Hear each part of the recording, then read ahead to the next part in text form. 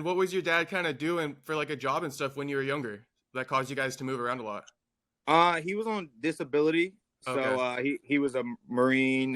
He had a lot of jobs uh when he was coming up and stuff like that, but eventually had a lot of heart problems, and which which caused him to pass away not too long ago. And he did everything he possibly could to make sure I was good, but eventually we didn't see eye to eye because he wasn't used to the sports I did. He never did fighting and stuff, so he didn't really understand what I was trying to do, and Hmm.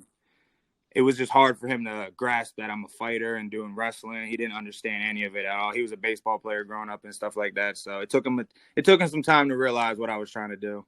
Okay. Sorry about your loss, by the way. I actually my father passed away like a week after I turned 17, so I know the pain of that. So I just want to, sorry for your And loss on I'm that sorry one, about your man. loss, bro. I'm sorry Yeah, about your thank loss. you, bro. I appreciate it. But has that kind of made you into a better man? And it seems like you kind of started your whole fighting career after that, right? Like after you became homeless for a little bit too.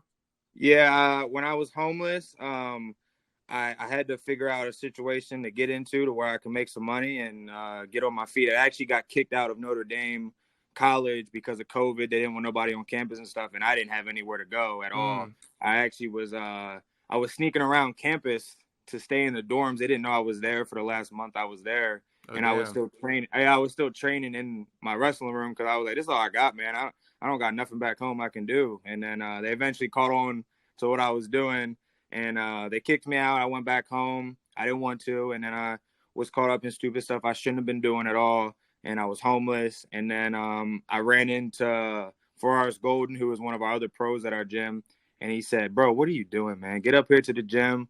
And I, for some reason, I packed everything and said, "All right, let's do it." And I moved into the back of the gym here in Findlay, Ohio, and I stayed here for a year and a half. Slept on the couches. My whole first part of my career was sleeping on the couches in the gym. I would come back from a fight, sleep on the couch, get ready for the next fight the next day.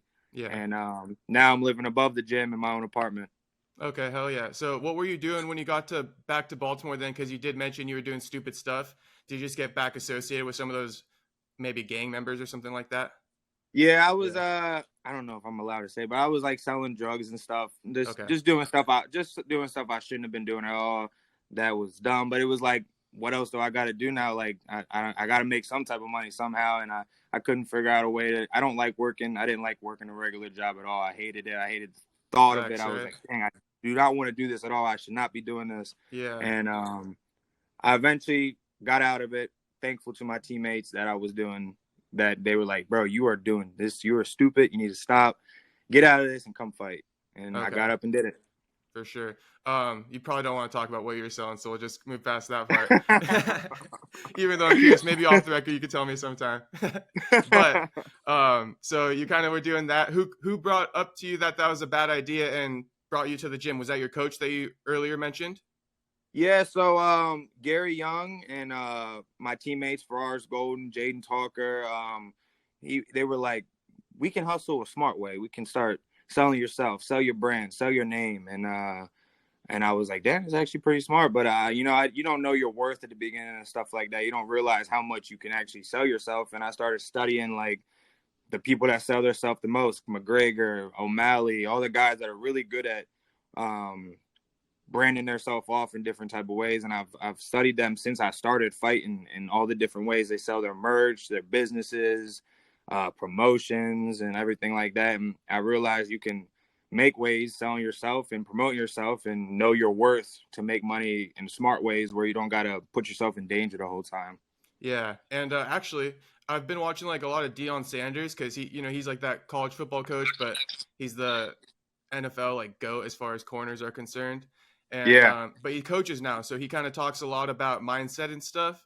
And he's been saying how, dude, I just completely kind of drew blank for a second. But what was it that you mentioned? You're talking about how you can change your hustle, right? And brand yourself. Yeah. Yeah. So Dion says like basically when he was about to move to the NFL, he found out that corners don't make as much money as like quarterbacks and shit. So that's when he created Primetime, like his Yeah. nickname. And so yeah, branding yourself is a huge deal, and probably look into that guy too because he's branded himself like he's probably one of the first people ever before even social media came out. He like knew to create Primetime and like this alter ego and like create a Yeah. following behind himself too. So that's another guy you should Yeah. probably check out with that. Yeah, that's definitely smart. I gotta go check him out too. I'm gonna steal all his stuff. Yeah, Dion's dope. He like talks about like dominating and shit like that. So I think you'll like him. I think it translates good for fighters. Yeah, hell yeah, bro.